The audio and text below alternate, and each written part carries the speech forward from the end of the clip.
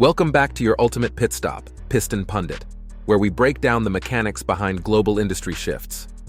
Donald Trump's bold promise to reignite American manufacturing through tariffs has hit a wall. Factories once expected to thrive are now cutting jobs, while allies mirror Washington's protectionist tactics. From drug plants in North Carolina to steel mills in Britain, the ripple effects are shaking entire sectors. What began as a plan to bring jobs home is now backfiring on multiple fronts. And today, we're dissecting exactly how it all unraveled.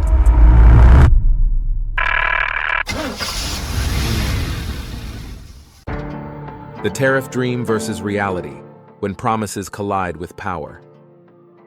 When Donald Trump returned to the White House, he reignited his pledge to rebuild America's industrial power.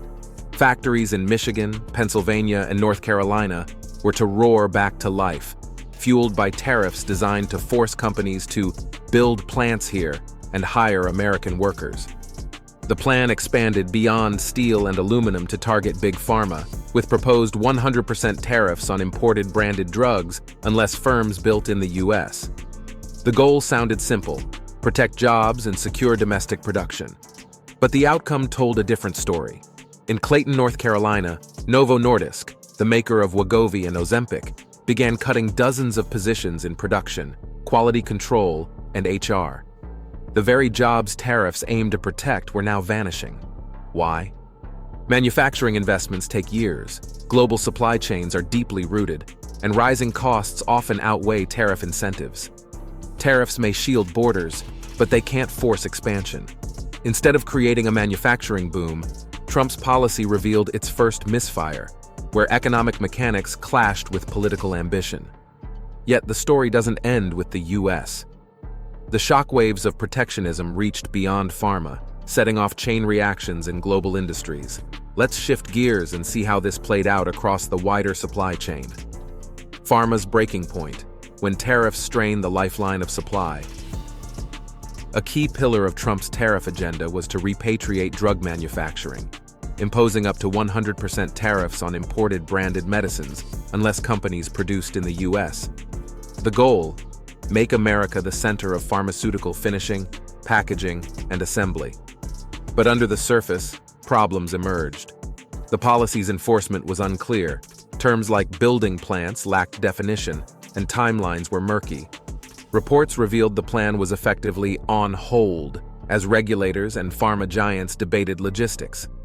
While companies like Eli Lilly pledged major domestic investments, including a $5 billion advanced therapy plant in Virginia, such projects take years and rely on highly skilled labor rather than mass hiring.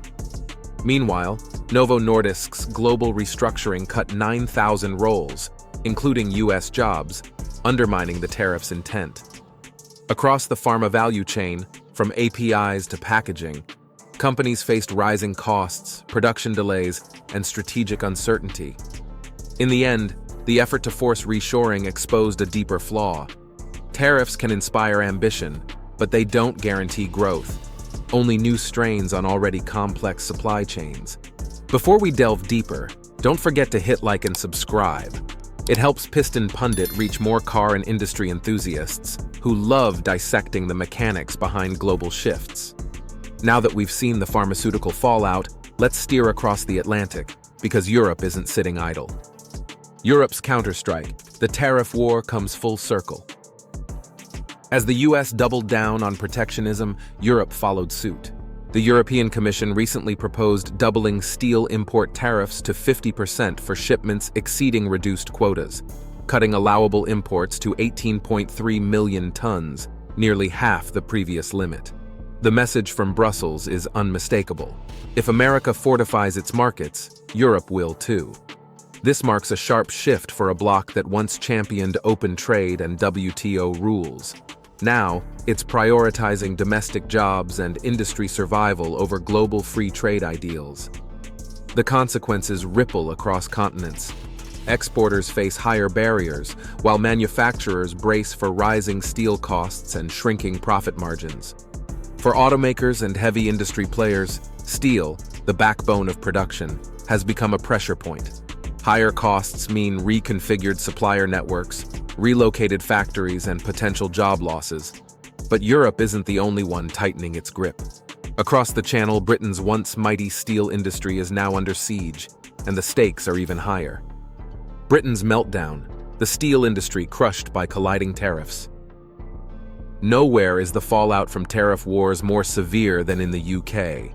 Once a cornerstone of global steelmaking, Britain's industry is now buckling under pressure. Under the EU's new steel plan, nearly 80% of British exports to Europe face tighter quotas, almost halved, and any excess shipments are hit with a 50% tariff. Industry leaders warn this could be the biggest crisis the UK steel sector has ever faced. The government has already spent £235 million rescuing British Steel's Scunthorpe plant, yet the strain persists. Jobs are at risk, investments delayed, and supply chains rerouted amid fierce competition from cheaper Chinese steel. Unions caution that without decisive safeguards, steelmaking could vanish from the UK entirely. For automakers and suppliers, the consequences are immediate: rising costs, sourcing chaos, and production uncertainty. And that brings us to the bigger picture. What happens when every nation fires up its own tariff engine? Let's zoom out to the global scale. The global shockwave, how tariffs ripple through every supply chain. Here's the crux. When protectionism spreads, the entire global engine starts to sputter. Steel, aluminum, tires, and components flow through international supply chains. So when tariffs rise, costs climb, production relocates, and jobs shift elsewhere, often not to the intended country. In the US, the promised boom in pharma manufacturing never arrived. Novo Nordisk's layoffs proved that point. In Britain, steel jobs are hanging by a thread. Across Europe, retaliatory tariffs mirror US policies, fueling a worldwide trade spiral that fragments supply chains and chills investment. For automakers, this means higher steel and component costs, thinner margins, and reconsidered plant locations. Policy shocks are accelerating long-term change, especially amid China's overcapacity, Europe's energy costs, and shifting alliances. Tariffs were meant to restore industrial power, but instead they're triggering layoffs, inflation, and uncertainty. In today's interconnected auto ecosystem, building walls doesn't rebuild jobs, it just moves them. And after this global tour, it's time for a final pit stop, to deliver the verdict on this grand tariff gamble. The final verdict: tariffs misfire as the world pays the price. After tracing this journey, from Trump's grand promises of an industrial revival to the ripple effects hitting factories from North Carolina to Newcastle, one truth stands out: the tariff engine is misfiring. What began as a strategy to shield American industry has instead jammed the gears of global manufacturing. Jobs haven't surged, costs have. Allies aren't yielding, they're retaliating.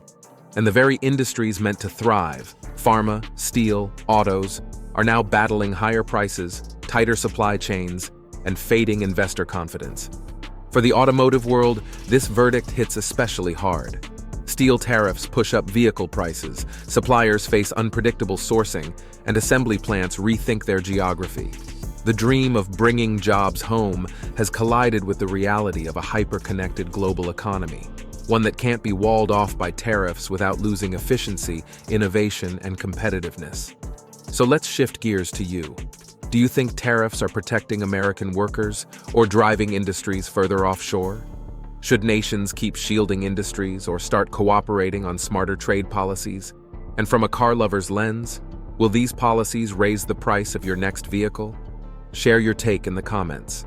Your insight keeps the conversation alive here at Piston Pundit.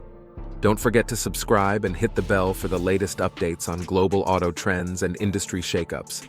Thanks for watching, and until next time, keep your engines revving and your curiosity running high. You can now check out any of the videos on the screen. There's plenty more to explore.